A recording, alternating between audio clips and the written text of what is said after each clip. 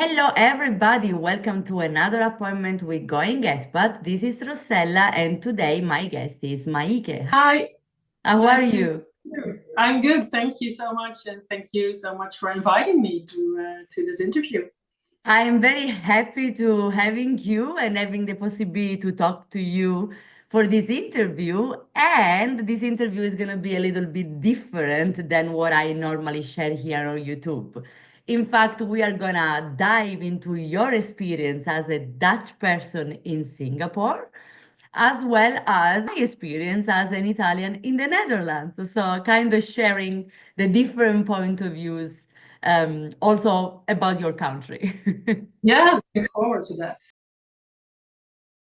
Because yeah, you said earlier, as an expat spouse, for you was a little bit also more difficult to find your path and your way. So then you Yeah, decide to start this journey as an entrepreneur, right? So yeah, founding this Singapore and you.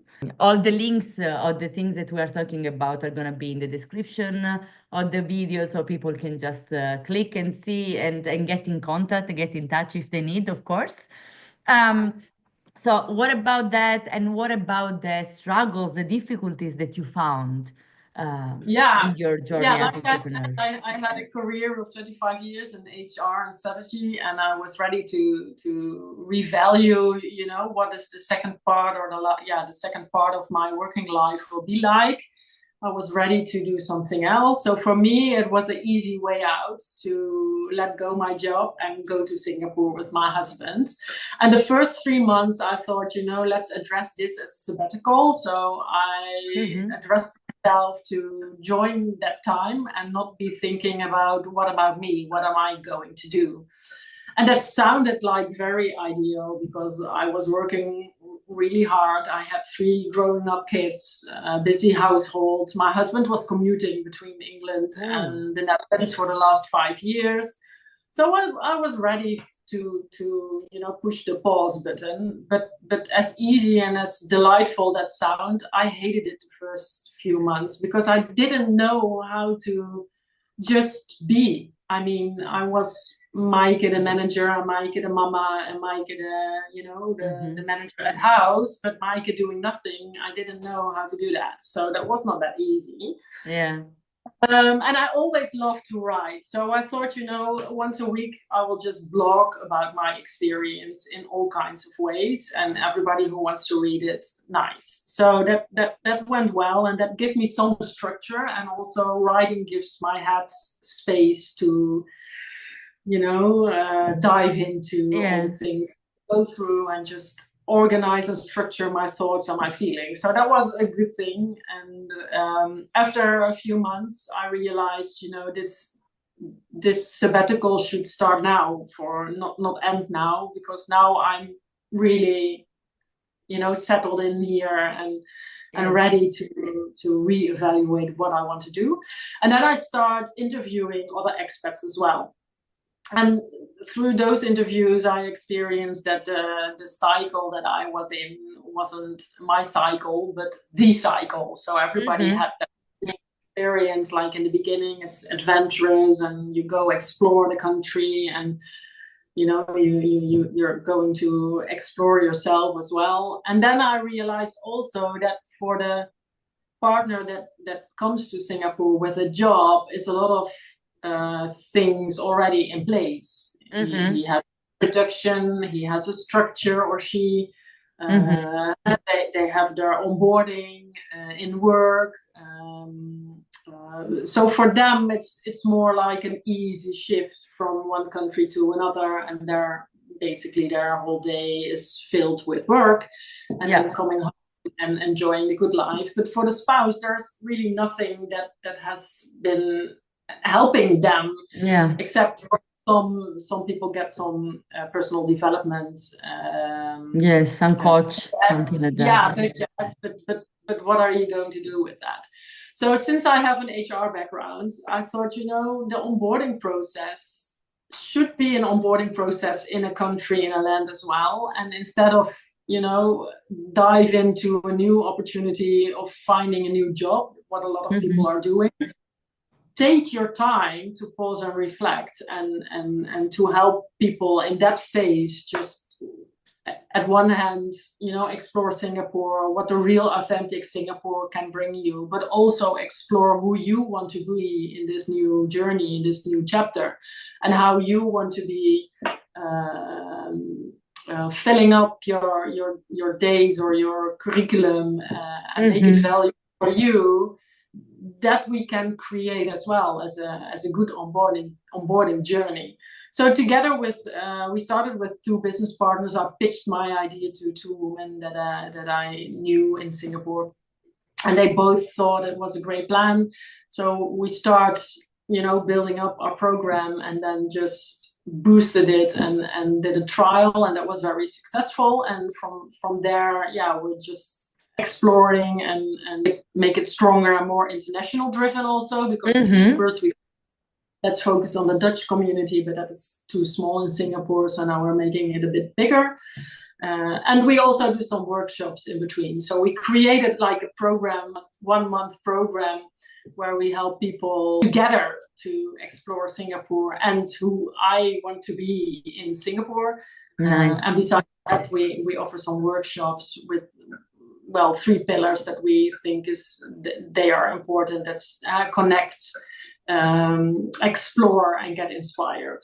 So we did recently. So recently we did a home workshop, like what is home, how do you feel, and what is important for you to create a home, and then literally had an interior designer help us to make a mood board, and so things like that are filling up now. Now, I guess it's very, very, very important because, there are so many things that can happen, no, internally. You need basically you put everything in discussion yourself as well when you move, and especially if you're moving, following somebody. So it was your choice, but still connected to the choice of someone else or to the future of someone else, even though it's the person that you love the most. It's not easy. I definitely believe so. So having a pause and making time to realize what, how, create your own story. You want to give a better answer to the question, what brings you to Singapore, than saying my husband or my wife. Indeed, So again, the link to the website is in the description, Singapore and you. And people can already have a look. How was to start the entrepreneurship? Like, it is difficult, or it's made easy? Now, it depends on how you address it, because the funny thing is, you said before we started recording that my structure is for you something that stands out. Yes. With starting the company, I was also very structured and was making PowerPoints and task lists and all the things that I should do. And one of the partners, she said she has a marketing and business development background. So she said, stop doing that. Just go and trial. Okay. So she really challenged me and the other partner within a month to set up a pilot and just make a trial of it. So we found 5 persons, 5 recently new, although there was also one expat spouse who was here already 2 years, but still wandering around a bit and not feeling her place yet. So we just started and created that from there. So from the entrepreneurial side, that's something that I have learned, not to overthink it, just do it and reevaluate it. And I think I rebuilt my website for the 4th time now, and it's okay. You can just sit down and think, okay, what works, what doesn't work. I tried a lot of things on social media. I'm not a social media guru, but it's fun to try. And yes.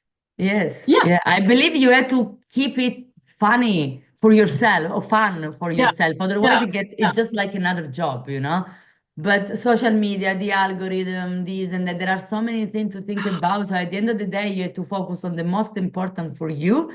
Does it bring you clients, gives you something? Well, then keep it fun and fine, because otherwise, because people drive crazy. So Yeah. So in that way, I learned a lot, and that's for me. When people ask me, "Is Singapore and you a success?" I can say, yes, it is, because I learned so much through Cool. this process as well. Is it a commercial, financial success? Not at all, because we don't have a lot of clients yet. Sales is not my pitch, so now we're working with another partner, and she's going more on the sales side. We really want to try to find companies who want to say yes to this program, Yes. and put it in their business package for new expats, Hmm. because that's the way. Um, Yeah. but I started it with a different goal. My goal was not to make a lot of money in a short Yes. time. My goal was to learn a lot and do things that I like and love, and things that can help build up my curriculum in my ability to bring back when I come back to the Netherlands. I know what I want to. Absolutely. Yeah. And administrative, you have all kinds of parties that can help you. As a Hmm. dependent, you can apply for, it's called an LOC, a letter of consent in Singapore, and it's Hmm. basically something like a ZZP-verklaring. Yeah. Kamer van Koophandel registration, which gives you the ability to work as a self-employed Yeah. person. The downside is that you can only do that for 1 year without employing somebody else. So Mm. after a year, you have to employ a local with a minimum wage. So that's a bit Yeah. tricky because I don't make enough money to do that. And there are some workarounds. It's maybe too detailed to go into that, Hmm. but setting up the business is not that much of a problem, and there are a lot of parties who can help you with that. Also Good. digital based, online, and it's very easy. Yeah, so Okay. So yeah, it's a doable thing, but you have to keep in mind that except for some way around, you should be able to have a plan to make money and in 1 year hire somebody. exactly. And for you in the Netherlands, because Yeah. you started going expats. Yes. In a way, it's kind of a similar story. I started going expat as a blog during COVID just because I always like to write. I never had the time to really do that. And during COVID, everything slowed down. So I was like, whoa, that's the right moment. So I started to do that to write things. But even though I like social media and even though I really like to talk about myself a lot, my goal wasn't about, oh, yeah, I show you what I do also because it was COVID. What do I have to show you? I mean, I'm home. I can go to the supermarket Walking and, with the dog. you know, Yeah, walking the dog. Yeah, that was what I was doing during life. I'm making pasta at home. I don't know. So there was not much to show. So I focus more on giving info about moving here and how life was here. Also, because I was already in these Facebook groups, yeah, and there are so many misinformations about the yeah, Netherlands. I believe this goes for every country, but sometimes it's just because people want to be helpful, but they base everything on their own experience yeah, that might have exactly. happened 30 years ago. Yeah, Or they came here in some condition that are not the general condition how people move. So yeah, you need always to give the full context, otherwise people will do something wrong. And yeah, this is the thing. So I was like, okay, let yeah, me base it to a more general and objective point of view. And then I started to interview expats in the Netherlands, but also in other countries, etc. Again, as I like social media, I was advertising it on my Instagram. Then people start to ask me questions like, oh, what about that? Oh, can you help with this? Can you help with that? And then at a certain point, I found myself having to dealing with things that I didn't know because, yeah, like, oh, what about school? No idea. I didn't study here. I had no kids. I had no clue. So in order to answer, I was going around and looking for information. Then it was taking a lot of time for me, and I had a full-time job. So I thought, okay, let me see how it works. Maybe I can have like a little business. And I did. I started this way. So I start to provide consultation for people moving abroad. That was just general and was just like a theory. Moving forward, I learn more. I start to make contacts. I start to work with partners all around the Netherlands or in Rotterdam. And then they gave me the possibility to make a better service. So now on my website, there is different kind of package that you can basically book. Now I am transitioning from the corporate world to just this. Let's see, it's a test, but I am in a situation where I can allow myself to test it out, not because Invest I'm time. making a lot of money, no. Yeah, But just things happen that I can do that. And as you said, making a lot of money out of expat program is not easy. It takes a yeah, lot of time and a lot of effort, but at a certain point you have to try. And this is basically the thing. You have to give it the full all your time and see where it goes. B2B or B2C or both. Well, for now, it's just with clients straight Yeah, away, but there are some projects that are happening yeah, and I imagine where I that for am you. involving, or hopefully I can Yeah, involve companies, but it's yeah, just me. I don't have business partners. I did all myself, and it's still just myself. So, yeah, I have a lot of projects and a lot of ideas, but it takes a little bit of time. I might need a partner at a certain point to organize some stuff, to be more organized, because on the contrary, I was like, you know what? I never made a business plan. I was like, let's no, try. I had to say I had a full-time job, so it wasn't a risk. Like yeah, if it doesn't work, I mean, I can yeah, pay my bills. That's yeah, not the job that, I rely on for everything. So it was easier for me. And from an nice. admin point of view, it's super easy. As I said earlier, the Netherlands is very easy in the sense you mention a few offices that are relevant. The first thing you go is the Yeah, Chamber of yeah, Commerce. Yeah, the yeah, acronym is KVK, KVK, and you pay yeah, what yeah, is about 70 euro, and then you have your number. yeah, And from them, you register with the belasting list that is about the yeah, taxes. So basically, you register as an entity. You can be an individual entrepreneur, as SAP, or you can be a company. They yeah, ask you a few questions. You can have a call online so they can help you figure it out what is better for you. But already in the website, you find all the information. So normally when you get there, you already have an idea of what you need to ask and what you want to do. And for the first years, especially when you don't make much money. So you have like basically a cap of 20K per year. yeah, You can have also the possibility to don't pay any VAT. You don't add it and you don't pay. So exactly. it just Yeah, goes what you earn, it just goes on your income, but it yeah, doesn't get, it is not differentiated as a citizen and a company, which ah, makes it cheaper. yeah, So you can try it, you can easily try, and to settle your business it just taking one appointment, yeah. even if you come from abroad. So from Okay, that's abroad meaning from not European yeah, yeah, countries. not EU. Yeah, yeah, yeah, yeah. To do this kind of job, and I guess you agree with me, you also need to have this kind of instinct that you want to help people to Yeah, don't make the same mistakes you made, or to just find their path easily, making a little bit of clarity about what the country is, the positive, but also the negative, not creating awareness. Just saying everything is good and easy doesn't help anybody.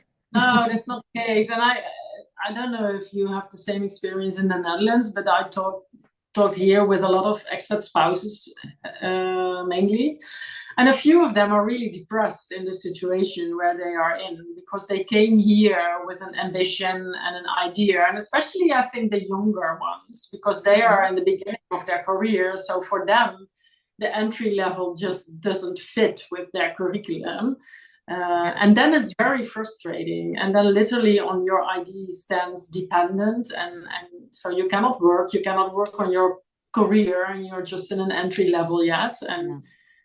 And Singapore is very open and very nice, but it can be very lonely as well because people are coming and going, and even expats they travel a lot. So if you're not a very extrovert, outgoing person, you can easily be very lonely, and there's nobody who's taking care of you except of your partner. Yeah. If you're feeling down for weeks, you don't Mhm. have that kind of context with people yet who come knocking on your door and say, "Hey, I think you're not feeling very well. Let's go out." So in that way, yeah, absolutely. We try to make it normal to feel not normal all the time or not feel okay all the time, and make it a bit easier to share it with a small group. Mhm. Make it a journey, and the journey is never only with highs, but you have some lows as well, and that's okay. Yes. Yeah, no, Yeah, absolutely, absolutely. And I guess it's the same thing here. I mean, of course, I'm not an expat spouse, but I have met a lot of expat spouse, not only as clients, but because it happened that sometimes they ask me to talk, so they book like a consultation because the partner is coming and they're like, okay, yeah, what are my possibilities? What can I do there? A lot of time they cannot work because their job requires different studies in here. Like for example, if you have studied, you were a lawyer and you move yeah, here, well, you have to study again because the law is yeah, different than from your yeah, country, unless you don't go to work in a legal department of a company. In the case, you need to speak Dutch. So it takes time before you can do your job in another country. But I also meet expat spouses in networking events, which are the thing that I suggest all the time. It is a mix also of Dutch people and expat people. Some are spouses, some are not. It's really a mix of everything, men and women, but they come together with the idea like we are trying to create something as entrepreneur or like small company. And sometimes it gets very lonely. For the expat spouses, because they came with a partner and they have nothing else, so they are trying to figure out maybe I can do, like my own job and work as an independent. For the Dutch people, sometimes it's like, I'm starting and I was used to work in an office. Now I have nobody around me. I need to talk to somebody that understand the struggle of entrepreneurship and so on and so forth. So there are very many, many situations. So I talk to them a lot of time and spouses especially, the feeling of loneliness. I guess is the most common and probably is the most affected group in that yeah. sense. They can feel lonely. Yeah, that's why we try to convince companies as well. Like it's the spouse who decides to come, but also to stay. So Yes. if you don't make sure that that part is covered as well, I mean, Yeah. you take care of logistics, you take care of the financial things, you take care of the employment things. Why don't you take care of Of the the spouse family. part? Yeah, Yes. Yeah. yeah, Yeah. For example, like here, I know that some companies now are starting to provide a language courses also for the spouses because, as I said earlier, a lot of yeah, time the problem is the language because their field requires the local language, so yeah, English will not be enough. And as you said earlier, then they find themselves in a career and they cannot grow because they move, they cannot do the job here, so they need to do a different job and maybe started from the entry level. Some people do, but then feel very frustrated. if you are in this situation, work is not the only answer, Oh and yeah, of course. that's a process that we try to help people with as well, because some spouses are immediately trying to find a job, and Mm. they will settle with any job. And any Yes. job will make them feel lousy, not helpful for their Yeah. curriculum. There are also other ways to have impact, to grow as a person. Yeah. And I think also from the Netherlands, I mean, women do work, but and also part-time work. That's Hmm. also something that is in Singapore not familiar. You work full-time, full-time Okay. plus. So Yeah. a lot of people don't want to work full-time plus, because as an international family, you also have to travel and you get visitors, and you don't want to be occupied Yeah. both hours a week. Um, So but yeah, there are and other ways that they have to find yeah, purpose. Indeed, yeah, yeah, yeah.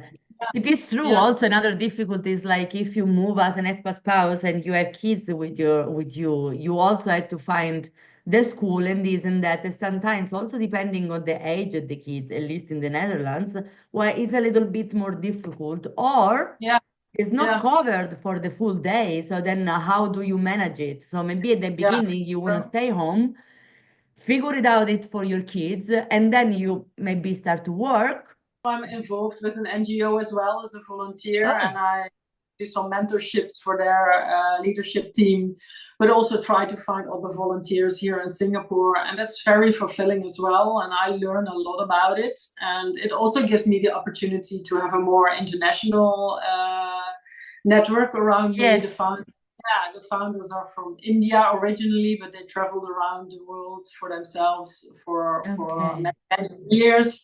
Uh, and like the founder always say, like, a volunteer job is also a job. The It's also a only job, absolutely. Yeah, the only difference is the pay slip at the end of the month. There are other ways to do so, and especially for the spouses that come to Singapore. I mean, I cannot talk about other countries, but if you can come to Singapore, you have the financial ability to live on one salary. Otherwise, you cannot be here.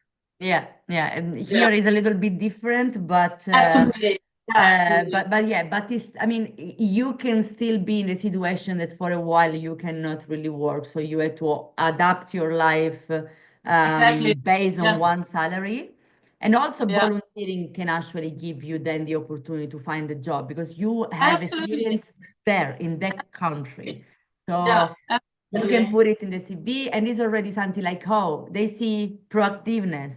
They see like, okay, even if you were volunteering, who cares? The point is that you learn how things Yeah, works yeah, here. So it already gives you an advantage whenever yeah. you are gonna look for a job. So So that mind shift is important as well. it Yeah. is, it is.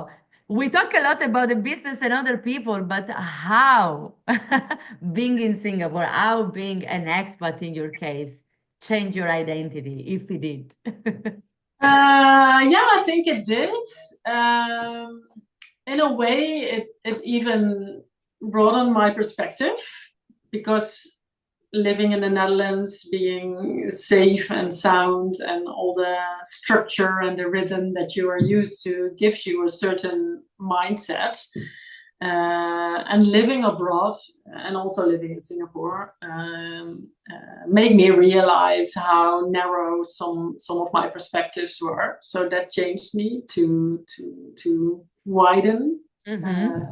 that changed. And what also very nice is, in my opinion, is that because you are here and you're a foreigner, you are more in need of other people. So you cannot be that selective upfront. So Mm-hmm. that also gave me the opportunity to spend time with people that I normally in the Netherlands wouldn't probably be spending time with.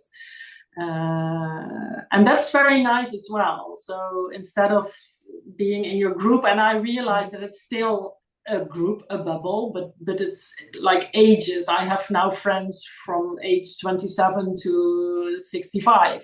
I Yes. don't have in the Netherlands. Yeah. I have international friends. I don't have them in the Netherlands. Okay. Traveling abroad, I realize more and more how enormously privileged we are and also very spoiled we are. And hearing people complain in the Netherlands sometimes gives me like plaatsvervangende schaamte. Embarrassment. Yeah, because I really think, what are you complaining about? Yes. I think I'm more, but that has something to do with my age probably as well, because the 25 years before I worked in corporate life, and I really thought that I would work in that way until my retirement. Mm-hmm. Other things become more important for me now, and I think that's a combination of age, but also living in Asia. And for the NGO I work for, I've been to India 2 times in real rural areas where people have less than nothing, Mm. and they do give so much more than we do. Yeah. Uh, yeah, so I think that shifted my perspective. Wow, that's As beautiful. It's a lot of growing. Yeah, yeah. And for you, you said before Yeah. Netherlands gives me so much more than Italy in a way. Yeah, it's quite similar. I mean, I had the chance to open my mind and to, like go over what are the stereotypes about other people, other countries, other culture. I come from a culture that sometimes annoy me in the meaning that, in the way that Italy is much more liked by people, right? All around the world. Oh, the language, oh, the food, oh, the weather, oh, this history, the monuments and everything. So you kind of growing yourself, allow me to say the word superiority, like, oh, Yeah, I'm coming from the best country in the world. You don't want to do that. It's not that it's something that you do in a way that you really believe it. It just happened that you think it is. yeah, And and I figured out that, I mean, yeah, Italy is beautiful exactly as other countries. My culture is beautiful exactly as other cultures. I'm learning so much from the people around me, and I could not do it if I would not move in a more international country, city. I was very lucky in this sense. So my perspective about things had changed. I compare less, or I try to use different kind of point of view before talking about something. I try to understand instead of judging, because I was very judgmental before. yeah, And it is a long journey. I keep on going because I like great. it in a way that, of course, keep me true to myself. As I said Yeah, earlier, I'm still proud on my roots, and I'm gonna talk good about Italy anyway. But there is also something else, which yeah. giving something to something else, it doesn't mean that you are taking away from your own culture, right? It's just like a different way to see things. Ads, you add it. Yeah, yeah. Yes, yes. So, and it is also thanks to the people that I met. As you hear, they are not all international, but there is like a wider range of ages. Yeah, and in Singapore, what also surprises me is how I view now democracy and a more strict Mm, regime, because in Singapore it's way much more regulated. mm-hmm, Uh, it's a very safe and clean country, mm, and that comes with, yeah, you can say with a price, because there is a fine for everything that you cannot do, like feeding the pigeons. Don't oh, do that because it will cost you $10,000. Litter on the street, don't do that because it costs you $2,000. There are cameras all over. okay. Before I came to Singapore, my thought was it would be a very, not very free feeling country. That's not the way I experience it. People Mm-hmm. are picking, are sitting in the parks. It is crowded, especially on Sundays. But people clean up their mess, because Yes, if they don't, they get a big, big fine. a big And fine. Okay. if you want to demonstrate, you have to get a certificate for that, or Mm, you have to be approved for that. And you can yeah. also demonstrate in front of the police office. And a lot of demonstrations are not allowed. Mm, But they also have like a long-term vision. It's greener than green in Singapore. You mm. just see more parks than you have ever seen in a city. Only 11% of the people own a car, so you don't see a lot of traffic compared to other Asian cities. It is very Mm-hmm. quiet. To be Okay. able to drive a car, you have to buy a license, which costs you 80,000 Oh euros, and God. that's, yeah, that's valid for 10 years. And then you have to buy a car. So not a lot of people have a car, but there is literally less traffic than in, let's say, Culemborg, a Okay. small city in the Netherlands. But the public system is great. It's cheap. It's fast. So you don't really need a car. Yeah. So that kind of long-term vision comes with not dealing every 4 years with a new political party and an opposite party that discuss Yeah. like where it goes. And so it shifted also a bit my perspective on how democracy Okay. runs. Yeah, Yeah. Well, for that, I don't have much differences because still being in Europe, it works more or less the same way. So yeah, what I can see is as different and that I enjoy more and I learn more is like enjoying the small things, like the sitting outside when there is the sun, you know, it's something. I mean, you see the Dutch people coming out, you know, just because there is a little sun, or going out, going around by bike, find a way, find a solution that doesn't cost you much Yeah, in terms of money. Maybe it costs you more effort, but costs you yeah, less money. And yeah, it can be because Dutch people are very careful with the money and all these stereotypes, things, whatever. But on the other hand, it's also like it's much more fun. It's yeah, much more fun to find other ways, other solutions. That yeah, it costs you effort. It costs you more effort to bringing a mattress on a bike, you know, than renting a van. But it's also much more fun and create the kind of bond with the other people yeah, that are helping you. And I see much of helping. People are really open to help. You just need to yeah, find a way to ask. I would say that if I could change anything of my experience abroad, would have been how prepare myself before. So learning a little bit about the culture, the language too, but yeah, that yeah. comes after. So learning a little bit about the culture and coming with more open mind, Open more mind. curiosity. Yeah. What about you? Will you change Yeah, anything? I'm thinking about it. Maybe to understand a bit more of your position also as a dependent or an expat Mm-hmm. spouse. And there were a lot of things more administrative and financially and like insurance wise also that we found out during our experience here in Singapore. And we were, in a way, we were lucky that nothing went really wrong. But yeah, there are so many things that you don't know up front Mm. and nobody is telling you. Like just a short example, my husband works for a corporate company and he said, you know, in our package there's also a healthcare Mm-hmm. insurance. And well, I'm a very structured person and I have an HR background, so I just wanted to see the papers, Yeah. not just to ensure that everything is taken care of. I just wanted to Yes. know what that mean.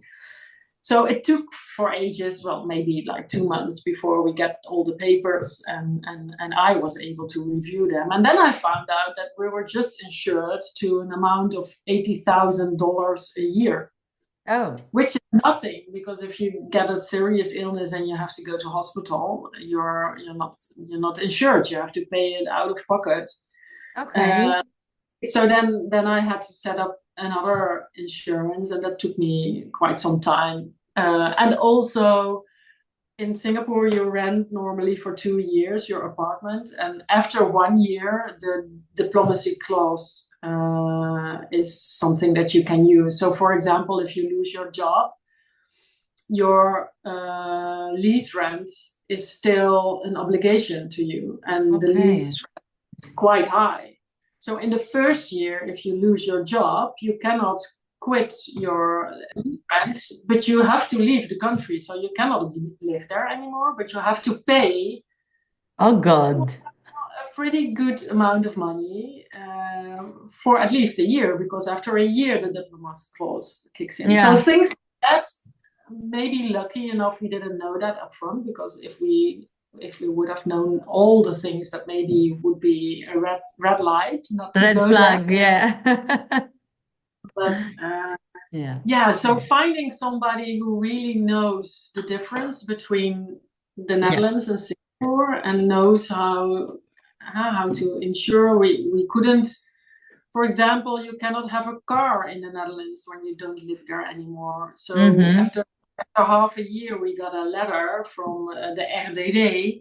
You have a car, but you don't live in the Netherlands, so you have 2 months to get rid of the car. Yeah. Otherwise, we'll stop the registration, and then you're not insured anymore. You cannot have the Cannot be car on the even road. stay in the car in the Yeah, street. Yeah, of course. yeah, you cannot have an insurance, and the car cannot be in the street. So Yeah. things like that, just maybe little things, but a lot of little things make it very complex during the road. So that would be my tip, because employers seem to be more and more based on local contracts. So they say here you have a shitload of money and just take care of everything for yourself instead of making it an expat contract when they really do everything for you. Mm-hmm. Uh, Make sure that you know where you say yes to because there are a lot of hidden little Yes, yes, red absolutely. Yeah. flags. Yeah, yeah, Absolutely. Well, so good that you and your business partners start Singapore in you so people can yeah, learn about a lot of stuff thanks to your programs and finger crossed that companies can hire you or your yeah. That program would in be order great. to help the future expat in Singapore. Absolutely. And yeah, it was a very nice chat. I'm very happy and I learned a lot as well. Yeah, likewise. Once again, all the info and the links are in the description of the video. And if you want to get in touch with Mike, you can just click. There's gonna be the Instagram account, also the website of Singapore in You, so you can ask question or just leave here a comment. We will find a way to get back to you as soon as possible. Same goes from my side if you guys are moving to the Netherlands. And thank you so much, Mike. It was really, really a pleasure. And Thank you for having me. we stay in touch, and I hope to see you here in the Netherlands whenever you come Yeah, back. if I'm back in the Netherlands, let's have a coffee. And if Yes, people are curious about my experience, I blog as well about my experience in Singapore under the name of Singapore and Me. So that's the different indeed, Insta and indeed. website. Yeah, They'll find that in the description as well, so they can also read a little bit about your experience. yeah. And well, thank you so much, everybody, Thank you for watching it, and thank you again, Maike. We talk soon. and good Bye. luck. Bye.